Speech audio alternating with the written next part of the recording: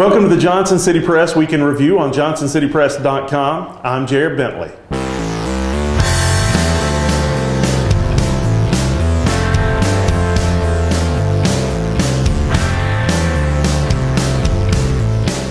A local man with a valid handgun permit made his play as this week's good guy with a gun as he fired on 3 suspected shoplifters as they left the West Market Wall Street with merchandise in hand.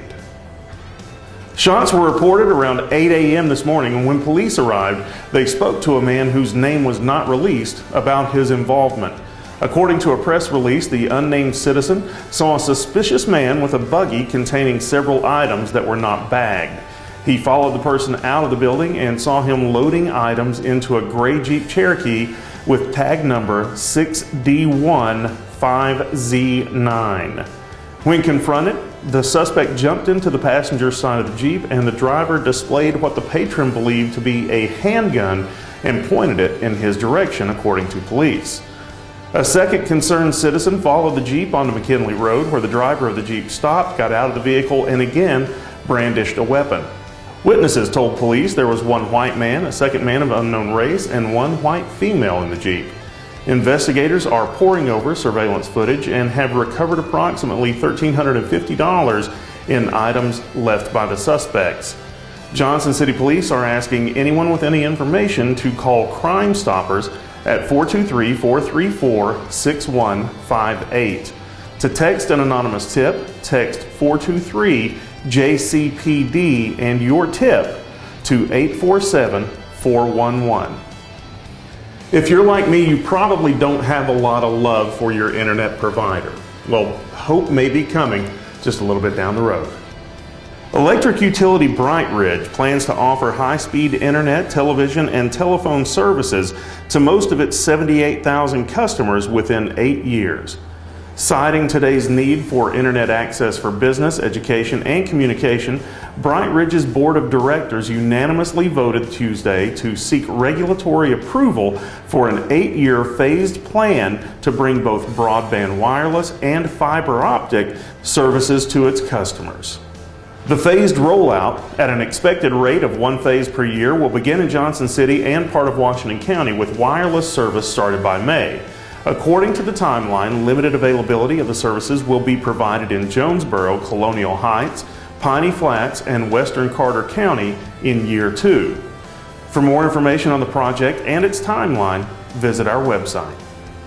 The debate over whether Tennessee will legalize medical marijuana is about to hit a major milestone.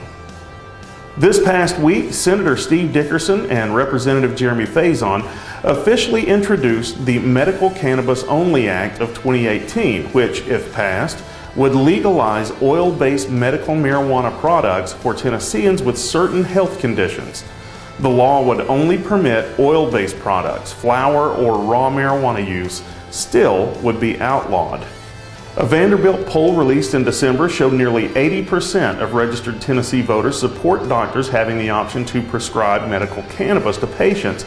And while this bill falls far short of the marijuana laws of other states, it's a big step forward in accepting the medical properties of the plant. It's estimated 800 medical cannabis products are currently on the market and available to patients in legalized states, but not Tennessee. Arkansas, Florida, West Virginia, and 27 other states have already authorized similar access to medical cannabis. On Saturday, women from all walks of life across our country marched for equality, and the crowds in Johnson City let themselves be heard as well. The marches were a repeat of last year, when huge crowds showed up to march for women's rights the day after Donald Trump was sworn in as president. The marches reached far beyond Washington, D.C. to cities across the country, drawing crowds of thousands.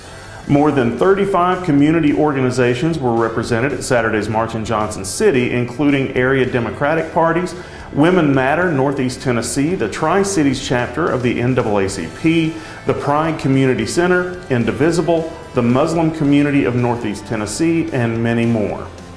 At Founders Park, participants gathered in the amphitheater to sing together and listen to speakers that included local activists, community leaders, and political candidates. Whatever you believe, however you resolve your political or personal leanings, our democracy is strongest when voices are heard. So make a concerted effort to have your voice heard. Show up, stay informed, speak your mind, and vote your conscience. This has been the Johnson City Press Week in Review. I'm Jared Bentley. Thank you for watching.